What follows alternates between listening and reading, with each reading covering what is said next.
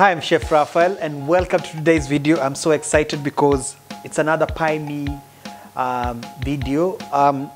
This recipe that I'm going to show you today, it's an Ossobuco beef stew. It's so simple to make. It's perfect for a cold season. Like when I'm doing this video, it's cold. It's July in Kenya. It's cold. This is the perfect meal. This is an inexpensive piece of meat, but when you make it the way I'll show you on this video, you learn something new, I'm sure. And the recipe for this video will be on the Pie Me app. So download the app to get and watch the video till the end to get more details about Pie Me and even how to come up with a dish like this. And what we see in Pie Me, turn your home into a part-time restaurant. Let's get cooking.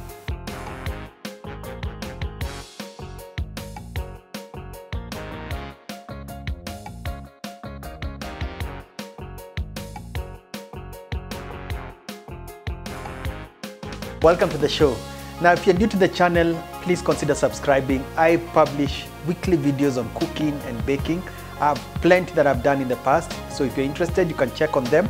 Today's recipe, again, it's brought to you by Pie Me. Now, Pie Me is the app that makes your turns your home kitchen into a part-time restaurant. And more about that a little bit more as I do the video. But make sure you download the app, and also I'll put the description, and on the description of this video I'll put more info about Pie Me and even how you can download it or where you can download it. So I'm making Ossobuco stew. Now what Ossobuco is actually this piece of meat that is from the hind leg of beef. Now this is the shin of the like on your foot, that thick part. This is the part which is usually a tough piece of meat. It has a lot of connective tissues. But one thing about it, what I love about it is that it's a cheap piece of meat. And how you should cook it, this is what I'm going to show you, is to cook it for a long time. Now, you can either cook this meat whole like this. I prefer doing it like this. And then later you can even cut it into smaller pieces after it's fully cooked. So that the bone is aside and the meat is aside, small pieces, and then serve it like that. Or you can serve it, when you're buying it, you can buy a piece that can be enough for one serving. So this one piece can be enough for one serving. So I have that. I have black pepper, salt, cooking oil, tomato paste. And then for these vegetables that I have here is celery, carrots, and onion. I also have thyme. Thyme is the one that you'll use for flavor. You can also use rosemary. Having either one of them, either rosemary or thyme, makes a big difference. So this is, I would say, a must-have, one of the two. What else? For the vegetables, now this dish is something that you can cook, and this can be the vegetables for the meat. Now, when you have, and this is because it's a stew, it's a thick stew. The more the vegetables, it's always good. So this is about 3 pieces of carrots that I've cut into cubes, a few stalks of the celery, and 2 large onions. So long as the vegetables are all the same quantity, like in one plate, try and put them the way I've done. They should be approximately enough of that. What else? Now back to the meat. Now the first thing I want to do is to season the meat. So how I like doing it is salt and pepper on both sides. Whenever you're doing salt and pepper to a thick piece of meat like this, you should put a lot. Especially for the salt, it should look like it's a lot. So this is sea salt.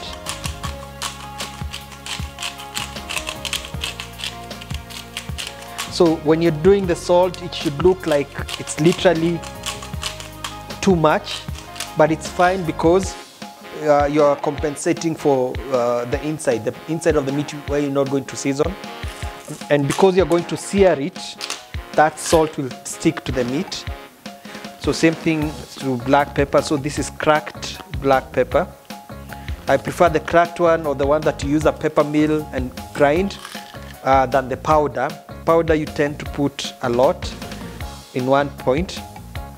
And this black one, especially crushed one like this, will look nice on the finished, when you're browning. You'll see that when you start cooking. that should be enough. So I'll do on both sides. So salt and pepper on both sides. And now I'll grab my cooker so that we start cooking. So the first thing you want to do is to make sure that your pan is hot. Put some oil. Because I'm using a non-stick pan, you don't even need to use a lot of oil, but you definitely need oil. And don't worry even if it's too much, because after the meat is cooked, we'll use the same pan to cook the vegetables. So you want to feel that the pan is really hot, and you're seeing some smoke coming from the pan. That means the oil is hot. And then just arrange the pieces of meat on your pan like that. And you definitely want to hear that sizzle. So the idea again is to make sure that all the pieces of meat that you have are touching the bottom of the pan. They are flat on the pan. We want the meat to start browning on both sides. So the first side like that, high heat, because these are, don't worry, it doesn't need to cook. So long as it's evenly brown. Let me check, almost there. That's all you need. You're not cooking it right now. And I have my plate. I've saved my plate because when the meat is done, I'll put it back on my plate so that I cook the vegetables.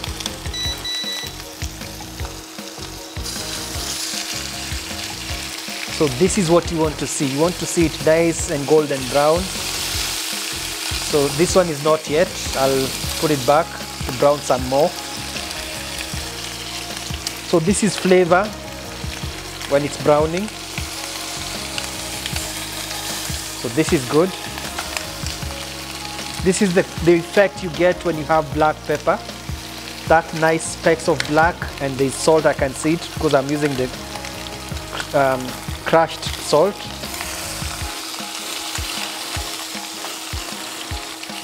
So by just looking at them, they look really delicious, but they're not yet cooked. But this is a very important part of the cooking process.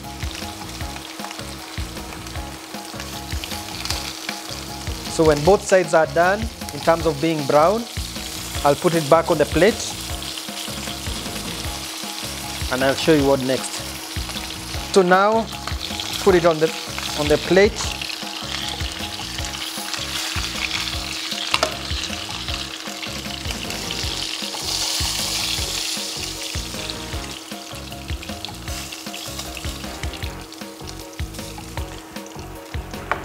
And then put the vegetables to start cooking, all of them.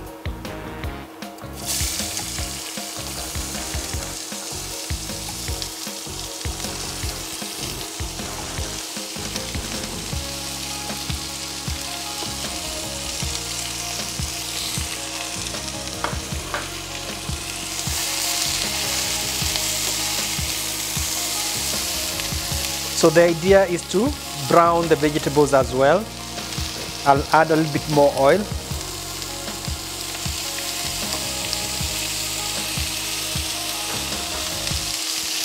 And then cook them until they are golden brown before adding the next ingredient. So now the veggies are nicely browned, golden brown. You can do a little bit more. And by the way, you can also cut the vegetables slightly bigger than this. But right now we are going to add, I'm increasing the fire. We're going to add tomato paste. This is about 2 tablespoons. And stir. I want the tomato paste to cook slightly before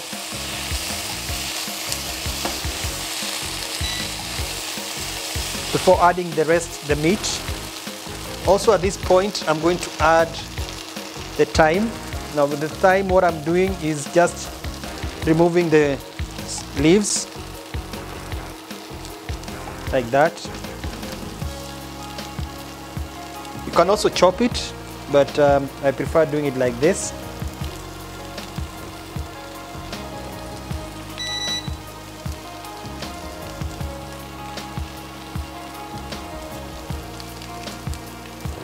So for thyme or rosemary, rosemary is chopped.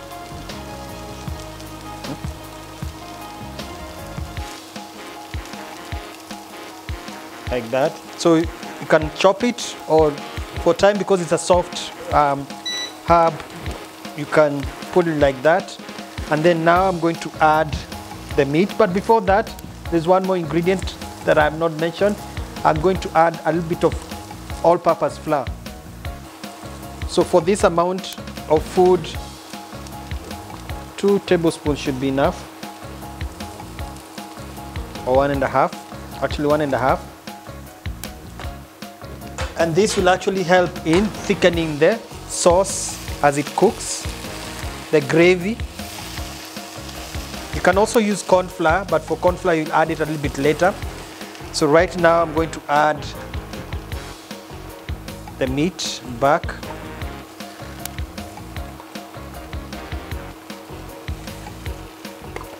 With all the salt and pepper that was left, or any juice that will accumulate on the meat, on the plate. And then add some water.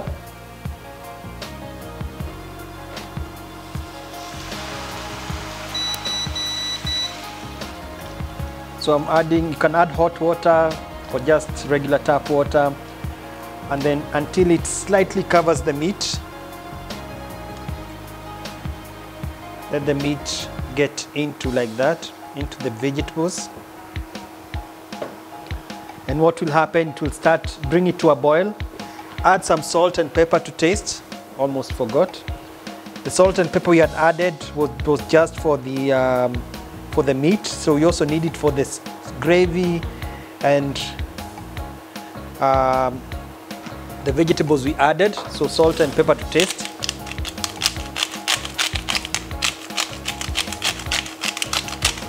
You can always add more.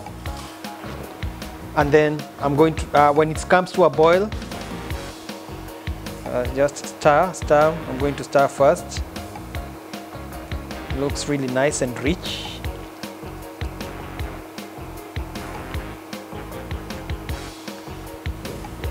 So when it comes to a boil, I'm going to cover it and then let it cook. So I don't know if you can notice, the gravy is thick. So this is how I wanted it. If you're going to use corn flour, if you wanted something gluten-free, don't add flour, add corn flour towards the end of the cooking process. So I'm now going to cover it.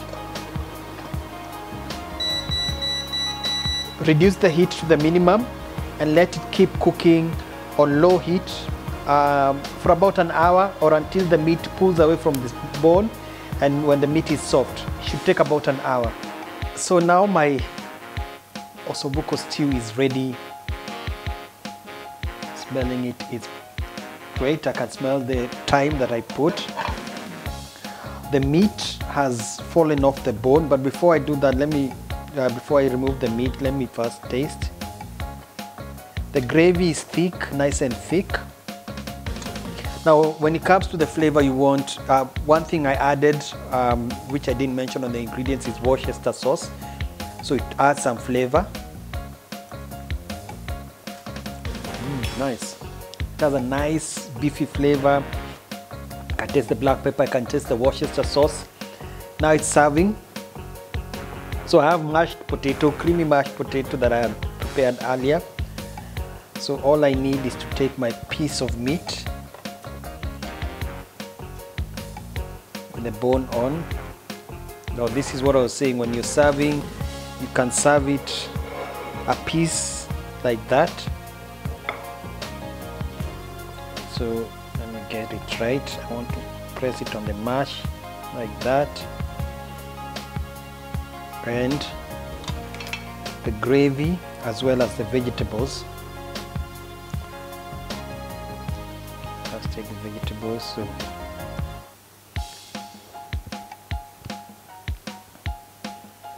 So it's nice and warm. The time I'm actually doing this video, it's a cold day, so this is a perfect meal, you know, one pot meal.